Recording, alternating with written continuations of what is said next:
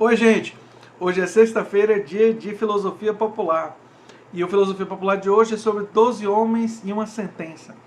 E eu não quero diferenciar o original do remake. O remake tá mais na minha cabeça, viu? Só pra você saber. Se você chegou agora, o canal é a Nova Máquina do Tempo. Eu sou André Teixeira Jacobina. E aqui a gente fala principalmente sobre política, mas também ciência e filosofia. Tem a sessão de diálogos com os especialistas. E no Filosofia Popular, que é o show de hoje, eu converso sobre filmes e séries do ponto de vista político, filosófico, o que eles acrescentam pra gente. Bem, o filme 12 Homens e uma Sentença. Qual é a premissa do filme? A premissa do filme é que um homem foi acusado de ter matado o próprio pai, é um rapaz, e uns jurados vão definir o destino desse rapaz. E o filme se passa praticamente todo na sala do júri. Né? É baseado inclusive numa peça de teatro. E o interessante são as diversas personalidades. Quando chega logo no início do filme, quando eles chegam lá, para quase todos os jurados, está absolutamente evidente que o rapaz é culpado. E todos eles, com exceção de um, dizem que ele é culpado. Mas uma pessoa, que é o personagem no remake do Jack Lemmon, não aceita isso. Não porque ele esteja convencido da inocência do rapaz, mas porque ele acha que, por se tratar de uma vida humana, eles precisam gastar um tempo ali discutindo se ele é ou não é culpado, as evidências, precisam analisar, não podem sumariamente tomar essa decisão sem antes refletir. E eu fiquei, eu acho, com esse filme na cabeça, só para vocês entenderem, porque esse filme fala, entre várias outras coisas, fala sobre a ideia do dever cívico, o dever de cidadania. E em que sentido o filme fala sobre isso? Bem, esse personagem, eu me lembro muito da imagem do Jack Lemmon fazendo isso, ele simboliza a pessoa que, diante de uma obrigação solene, ou seja, ele está servindo como júri, membro do júri, como uma obrigação solene de cidadania que ele tem, ele entende que ele tem que respeitar aquele processo, que aquilo ali não é uma coisa trivial para ele, e para ele respeitar aquele processo significa dedicar tempo e energia para observar as evidências do crime e tentar determinar se o acusado é ou não é inocente, é ou não é culpado.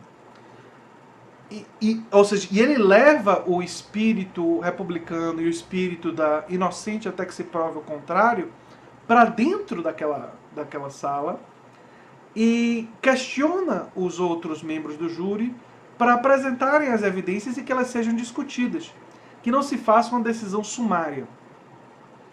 Eu acho que eu fiquei pensando sobre isso por vários motivos.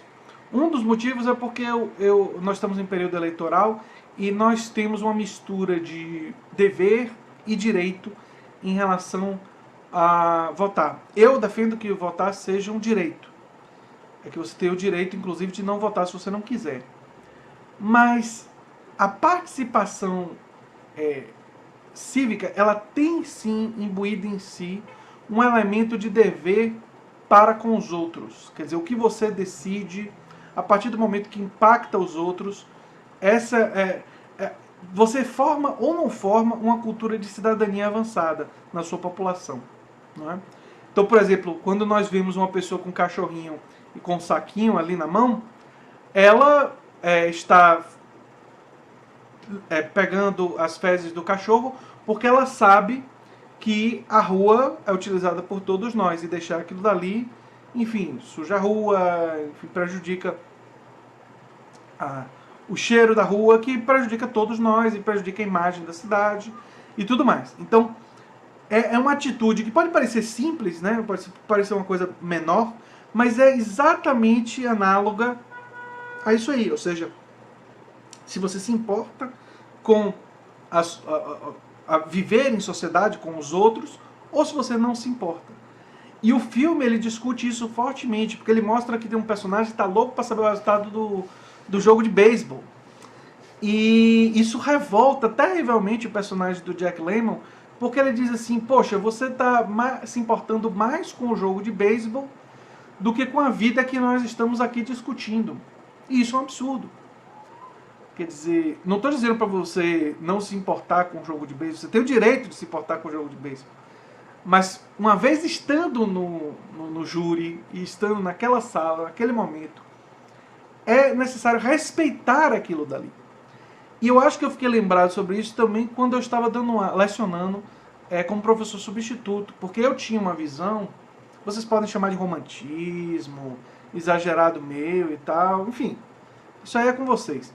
Mas eu tinha uma visão de que o espaço da universidade pública é sagrado, porque aquilo dali foi financiado com impostos de todos nós, e aquele tempo que todos nós estamos ali, eu como professor, os meus alunos, nós temos o dever de respeitar aquele tempo dali, de tentar produzir o máximo de conhecimento que for possível, de discutir, de analisar, de tentar nos aprofundar nas questões, de democraticamente ouvir uns aos outros, porque embora eu estivesse no lugar de professor, porque tem um processo de acumulação maior, com certeza tem coisas que os alunos sabem mais do que eu, e ali é um processo de aprendizado. E eu acho que esse filme, ele é um filme que, de uma forma prática, lidando com uma questão polêmica, que é, né, uma acusação de alguém ter matado o próprio pai, faz a reflexão sobre isso, sobre o dever que nós temos para com os outros, de uma forma muito, muito bonita. Interpretações excelentes, tanto no original quanto no remake. Eu recomendo que vocês assistam os dois, se vocês com um espaçamento aí, quem sabe uma semana, outro na outra. Acredito que esse filme deve estar, já é antigo, deve estar disponível no YouTube para ser assistido. E ele realmente tem esse papel de fazer a gente refletir.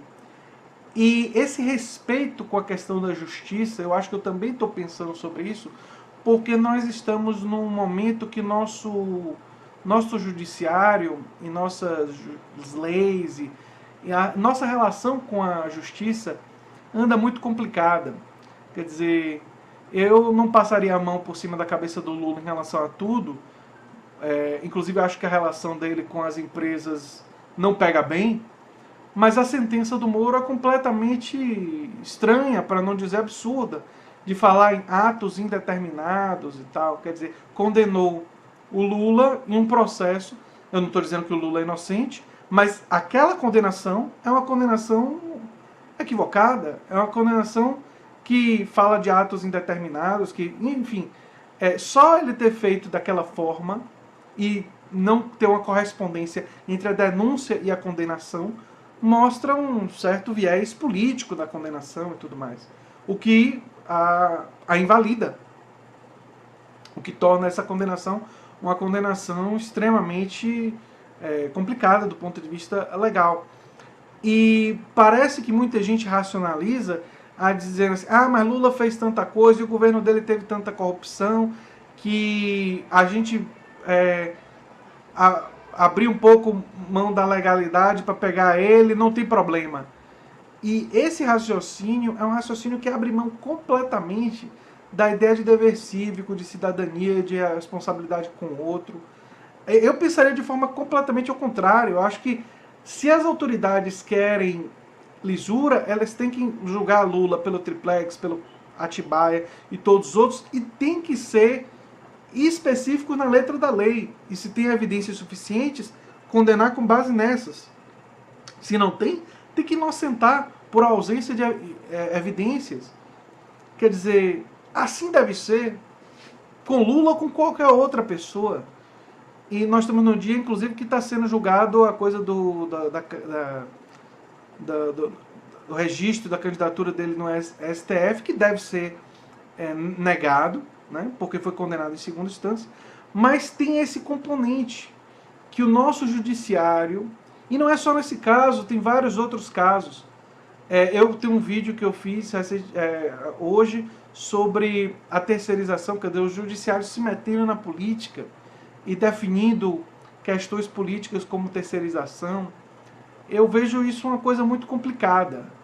E eu acho que a importância de imbuir os seres humanos com dever cívico, com responsabilidade de cidadania. Cidadania é um conjunto de direitos que nós temos para com o Estado e um conjunto de deveres que nós temos em relação à sociedade e o Estado brasileiro.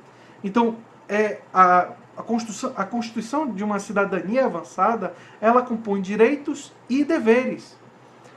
E eu fico com a sensação de que tanto nos direitos quanto nos deveres, a gente, politicamente, pela polarização, muita gente está querendo negociar em ambos os casos quando lhe convém.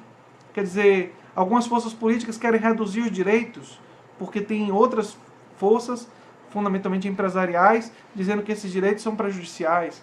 Tem gente não se importando com o dever, dependendo do adversário que você está enfrentando. Então, se você está fazendo contra alguém que você não gosta, aí a questão do dever é relativizada.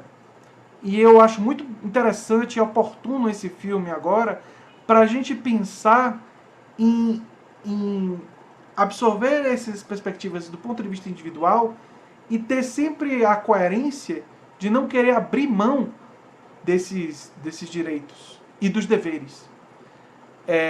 De ter esse sentido de cidadania mais avançada como algo que nós reclamamos para nós mesmos. E é isso que o personagem do Jack Lemmon faz. Ele diz, eu não vou abrir mão. E ele pode estar sozinho e ele não vai abrir mão. E aí começa o processo da discussão e o desenvolvimento do filme, que é interessantíssimo e que eu recomendo fortemente que vocês, caso não tenham assistido, assistam. Tá certo? Então, gente, essa era a minha recomendação do Filosofia Popular de hoje. Se você gosta do que eu faço aqui, se lembre sempre de se inscrever, dar um like e compartilhar, que é muito importante para mim. Um abração e até o próximo vídeo.